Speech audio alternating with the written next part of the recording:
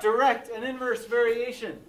Direct and inverse variation is actually a really simple concept that's related to rational expressions. Okay? So you've already seen direct variation. You just don't necessarily know it. Direct variation says this. When y equals a number times x, this is called direct variation. What does that look like? It looks a little bit like this.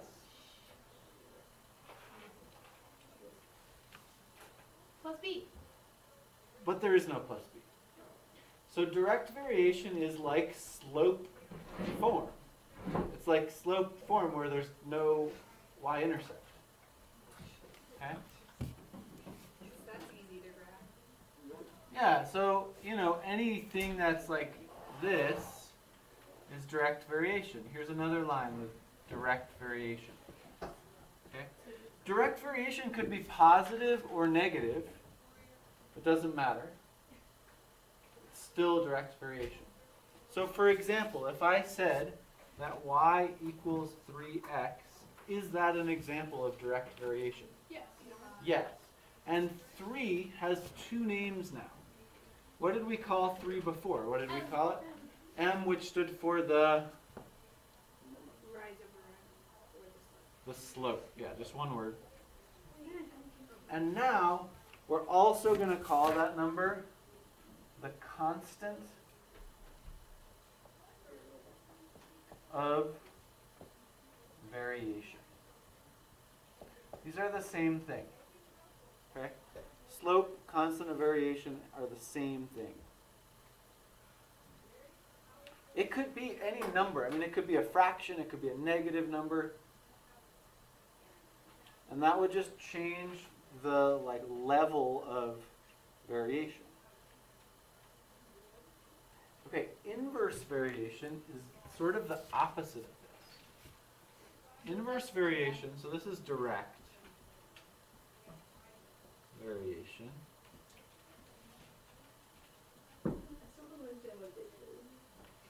It's just if x is a number, if y is a number times x, then we say that y and x show direct variation. We'll talk a little bit more about the vocab in a second. That's it. It's very simple. So y equals 3x, yes, that's direct variation. And the constant of variation is the same thing as what we used to call the slope. Okay, inverse variation.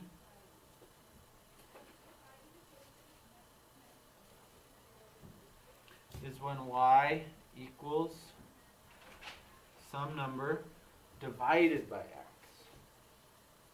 Okay.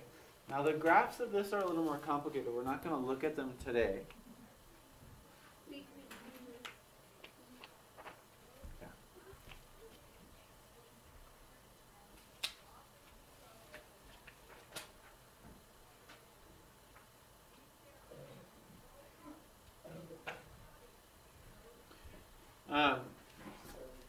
But all you really need to know how to do today is differentiate between direct and inverse variation. Okay? Which is not very hard. I mean, this looks very different than this. Yeah. Right? So if I gave you some problems, can you tell me which of these are direct variation and which are inverse variation? What?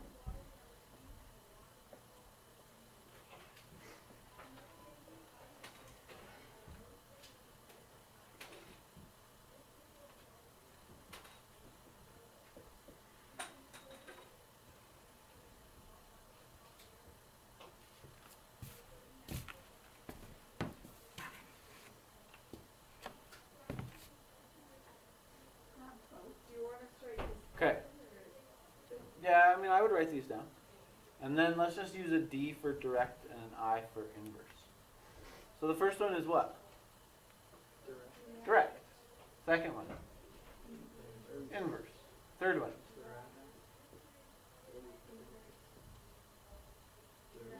Direct. It's -1 times x. Correct. It's 2/3 times x, right? As long as it's not this, right? I kind of wrote it a little funky.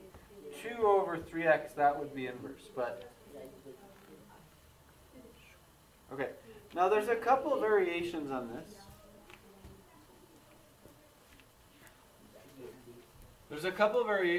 Like technically we could still call it direct or inverse variation no matter what the exponent is on x. So if I had this to the 17th power, I could technically still call this direct variation. Okay? And if I had this, 3 over x to the 109th, I could technically still call that inverse variation.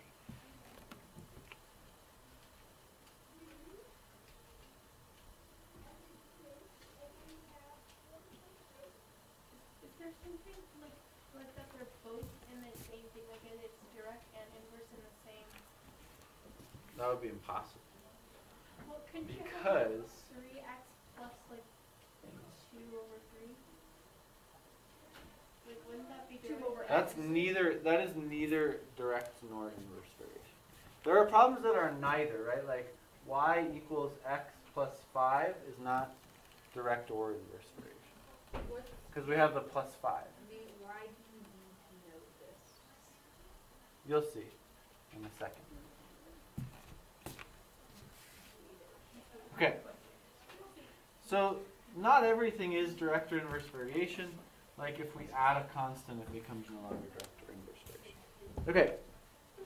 If we have direct variation, we say it like this. We could say it like this, right? If x varies directly as y, which sounds kind of funny, but that's just how we say it.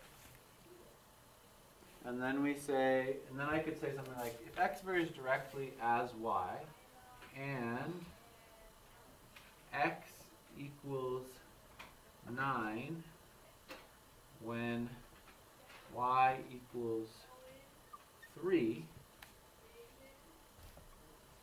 find x when y equals 6. Oh, is it like a proportion? You could set these up like a proportion. Yeah. Okay, so that problem, so what would you do it as, so when y equals 3 and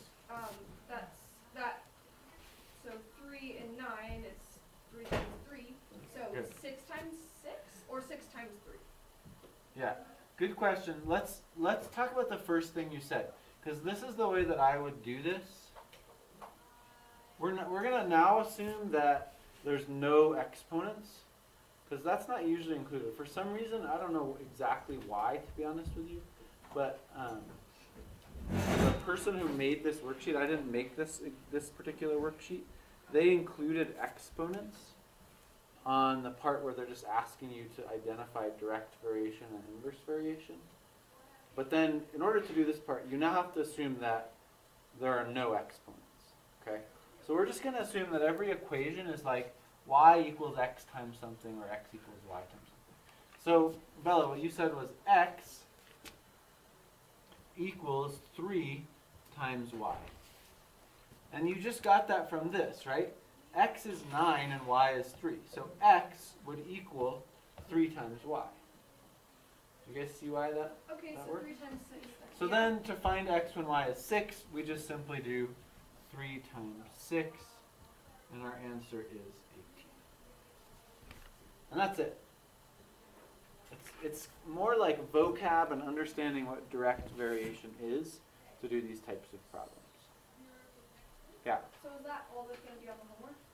There's one other thing, which we'll get back to Dee Dee's question.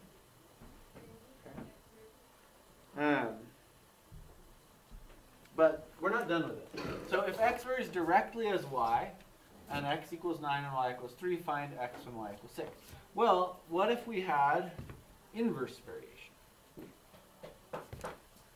For inverse variation, we might say something like this. If x varies inversely as y, and x equals 10 when y equals 5, find x when y equals 25. So now I have to look at the first part and say, okay, inverse variation. So I'm going to have like y equals a number divided by x, or x equals a number divided by y. So it's either going to be x equals something over y, or it could be y equals something over x. I'm going to write whichever one of those is easier for me to write. Then I look at the second part. X equals 10 when y equals 5. Can you write one of these two equations based on that? Yeah. Wouldn't it make more sense to do y equals x divided by something? Except that's not inverse variation. Wait, y equals y over 2. Why can't Okay, but the y has to be in the denominator. So like for this one, we could say x equals something divided by y. What divided by 5 equals 10? 50. just do it as a proportion? What divided by y equals 10? 50? 50. So that's our equation.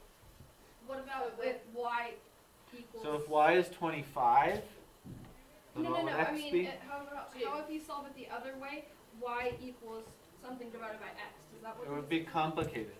Why can't you just do a proportion? So I would do it this way. Okay. So we could say y equals something over x, but to get this to be 5 and this to be 10, this would have to be a decimal, right? This would have to be like 0.5 or something. Is that right? That's what makes sense. You just do like a proportion. What? I can't just like do a proportion where you do like 5 over 10 Okay. equals 25 over 0.8.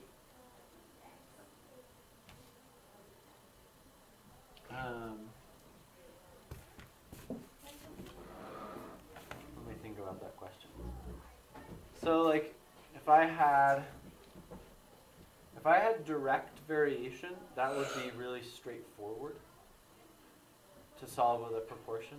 With inverse variation, it's a lot less straightforward to solve it as a proportion.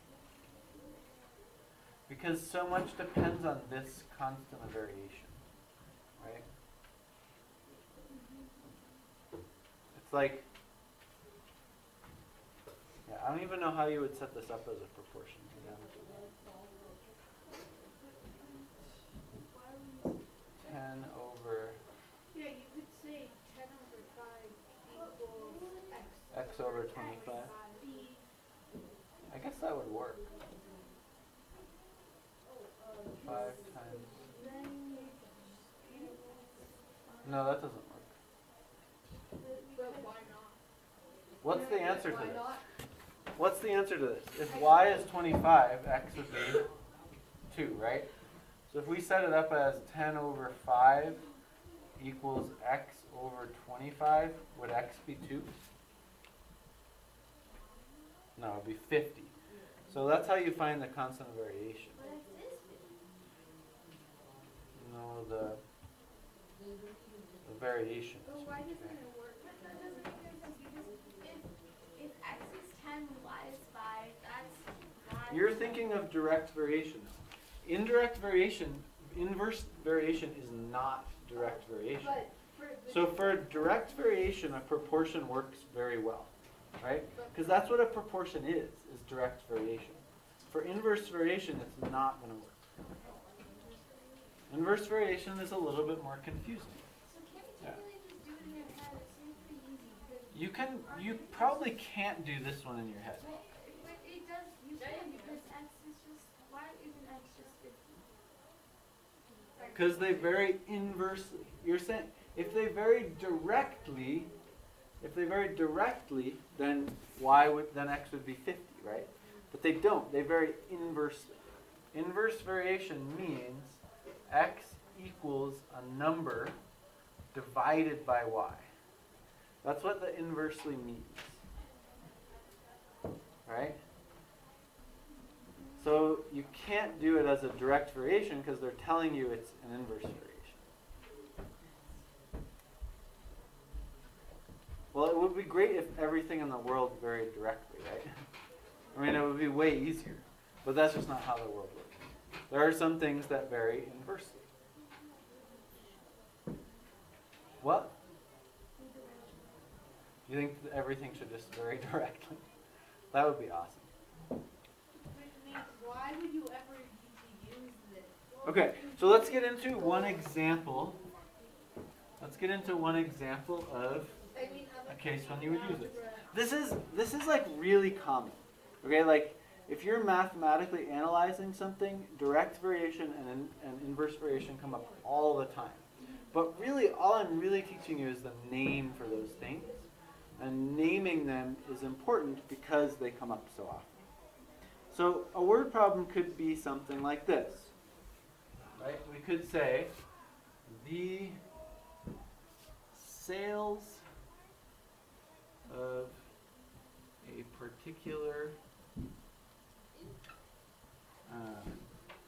cell phone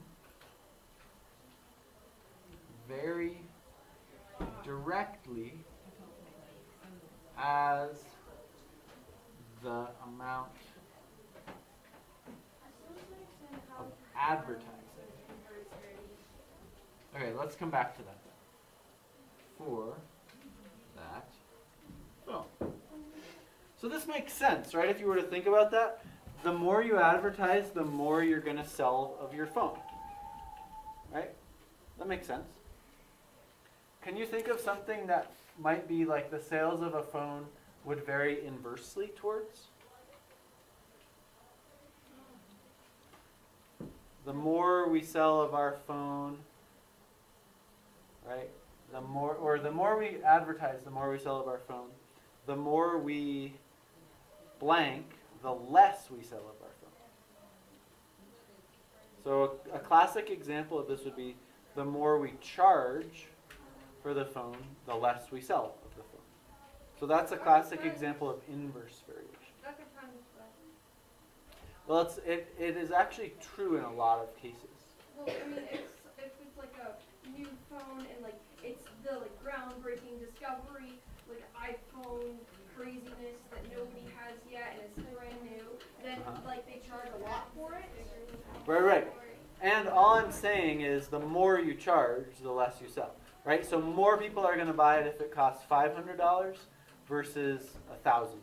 But it depends if you're going to make more if it was worth $5,000 and you sold it for $500.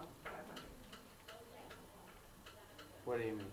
If you made products or phone or whatever that was worth $5,000 and you sold it for less than that, then you're not making a profit. We stopped recording.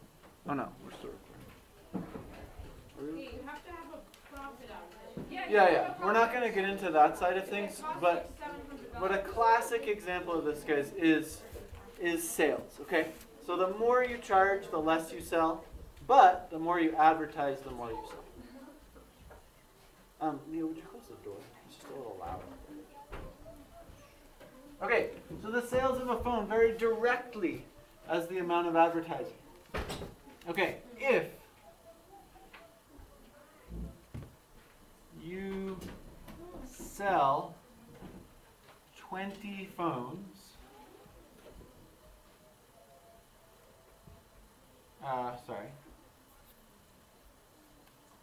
when you run 2 ads,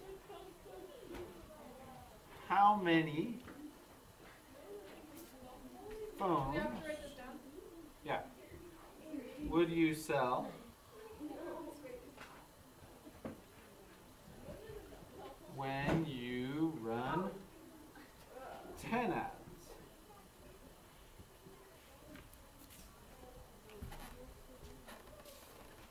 So this would be direct variation. So we know something like sales equals a number times ads. But like it works in your head because you just know it's 100 because. Okay, I'm just going to show you how to do it. If you can do it in your head, that's totally fine. I think direct variation is much easier to do in your head than inverse variation. So sales equals a number times the ads. We know 20 is what number times 2?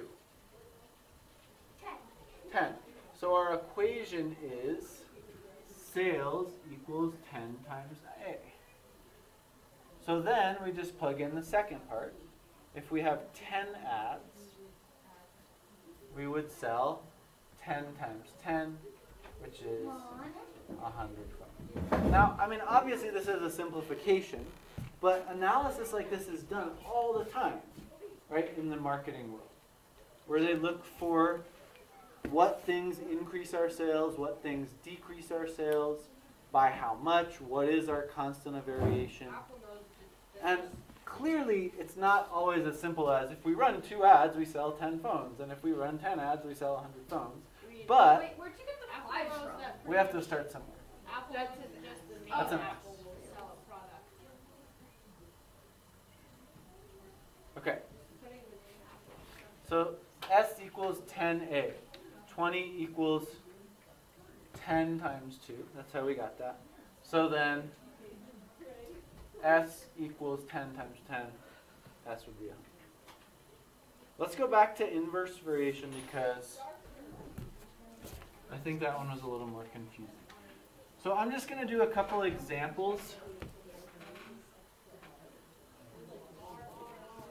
from your homework. So number 14 on your homework. 14 says, y varies inversely as x. And then it says y equals 23 when x equals 8. And then it says find 14 y when x equals 4. Gina has 80. Is the video still recording? Yeah. Y varies inversely as x. Y is 23 when x is 8. Find y when x is 4. Okay, so we know our equation is this. Y equals some number divided by x. How do we find our number? Well, we just plug in the 2 numbers they gave us. 23 equals something divided by 8. Wait, couldn't it be the other way around? It doesn't matter. Yeah, you can do it any way you want. Yeah, you can do it as x equals a number over y, right? And then you'd have 8 equals a number over 23.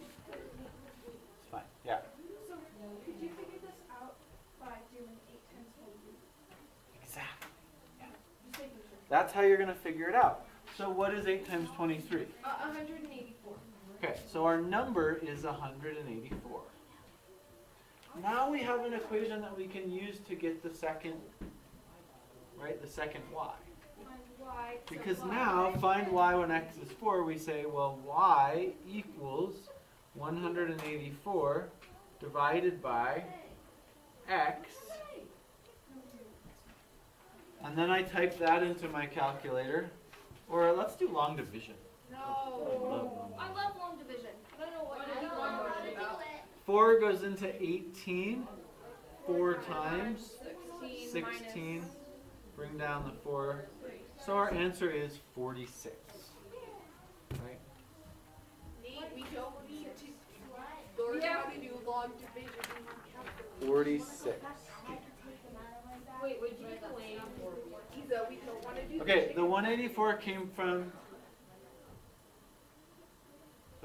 came from 23 times 8. right? So I set up the equation with all variables. Then I set it up with the first two numbers in order to find the constant. And then I plug in the second number and the constant to find the variable. So it's kind of a complex process. I mean, you could also, instead of like writing all that, you could just go 3 times 8 and then divide that by 4. You could. And then you got your answer. Yeah, and I think this is the key to getting this stuff, is to look for patterns now. Okay, as you do these problems, you will see patterns. Yeah. Try to get a fraction for inverse. This is a fraction. Y equals 184 divided by x. That's my equation. Or divided by. Then they're saying when x is 4, what's y? Well, it's 184 divided by 4, which just happens to be 46. Okay. That was a long lecture.